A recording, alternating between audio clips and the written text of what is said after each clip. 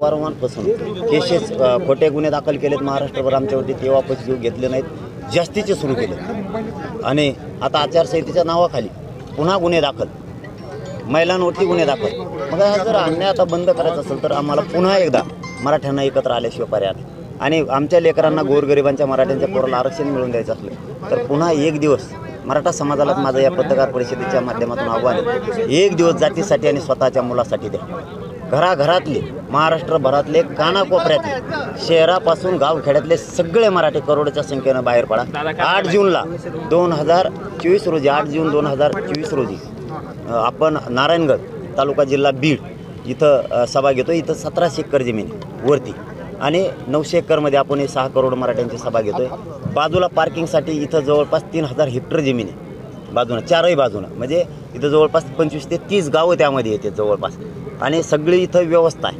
आणि महाराष्ट्राला येण्यासाठी इथं 400 किलोमीटर सगळ्या जिल्ह्यातून भरतं. हे मध्यभागी केंद्र होतं बीडचं. म्हणून या ठिकाणी ही सभा आपण आयोजित करतो आहे.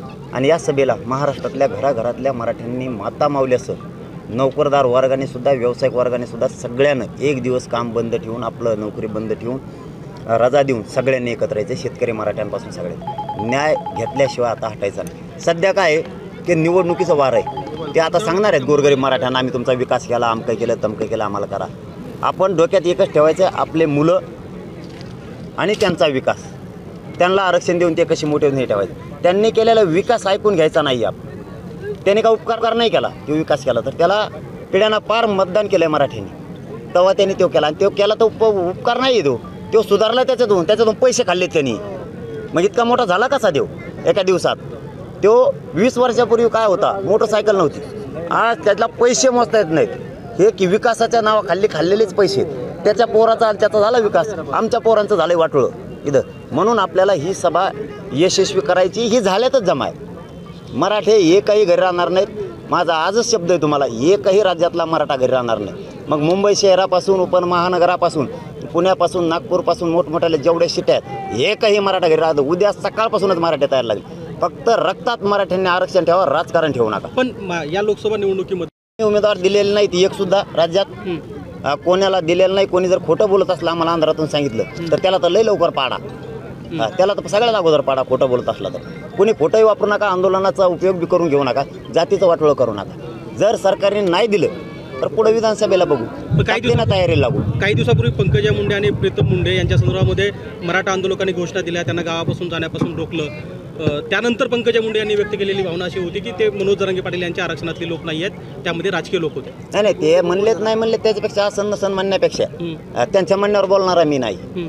परंतु आपल्याला जे माणसाने विरोध नाही करत ना, विनाकारण करू नका. पोरांनी जो करतो ना, मी त्याच्या दारात येतो, तो कोण असेल त्याला. विनाकारण नाही करायचं. कुठंच इथंच नाही म्हणत मी, कुठंच राज्यात काही गरजच नाही ना. समजा विरोध केला तर त्यावेळेस ठीक आहे. परंतु मराठ्यांच्या पोराने संयम धरा. पण ते आता तेच आहेत, त्यांचं जुनं काही आहे का मराठ्याचं नावाखाली तेच पाठीत येत, हे काय माहीत आता आतून. पण आमचं तर आव्हान पहिल्यापासून यायचे, उग्र आंदोलन करायचं नाही, जाळपोळ करायची नाही, कोणाला काही अडवायची गरज नाही आहे. कारण आपण ज्यावेळेस ठरवतो त्यावेळेस आपण करूनच दाखवतो. पाटील, 92 जागावरती मराठा समाजाचं प्रभुत्व असं तुम्ही सांगतात. बाकीची जर 60-70 जागा इतर समाजाचे आले तर 160 जागा आमची पूर्ण होतील.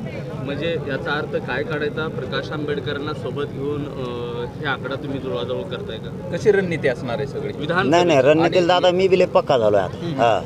मला मी मागं सांगितलं होतं, आता जसं मला आंदोलन हलक्यात घेतलं होतं ना, तसंच त्यांनी मला आता राजकारणात सुद्धा हलक्यात घ्यायचं. मी माझं एकच स्वप्न आहे, आमचं आरक्षण द्या. माझा राजकारण मार्ग नाही. जर तुम्ही मला त्याला पडत तुमची फजिती होईल 100%. आम्ही सगळेच एकत्र ना, धनगर बांधव, वंजारी बांधव, दलित बांधव, आम्ही 12 बलुतेदार, मुस्लिम बांधव सगळे एकत्र येणार आहे एका दणक्यात. आणि मग यांचं खाल्लं काय राहिलं यांना, त्याच्या चुलत्याचं घेतो का मतदान, एकट्याचं पडतो. मग बीडच्या निवडणुकीला जातीय किनार असते, यावर्षी ती पाहायला मिळते. पण अनेक राजकीय नेते आहेत, लोकप्रतिनिधी आहेत जे आपल्या पाठिंब्या संदर्भामध्ये कधी उघड चर्चा करतात, कधी गुपचूप चर्चा करतात. या संदर्भात आपण कधी भूमिका व्यक्त करणार आहात की तो संदेश तुम्ही दिलेला? राज्यात एकही उमेदवार आम्ही उभा केलेला नाही, एक सुद्धा, आणि करणारही नाही. कोणाचा प्रचारही करणार नाही. मराठ्यांना एवढंच सांगितलेलं आहे आम्ही, तुम्हाला ज्याला पाडायचं त्याला पाडा.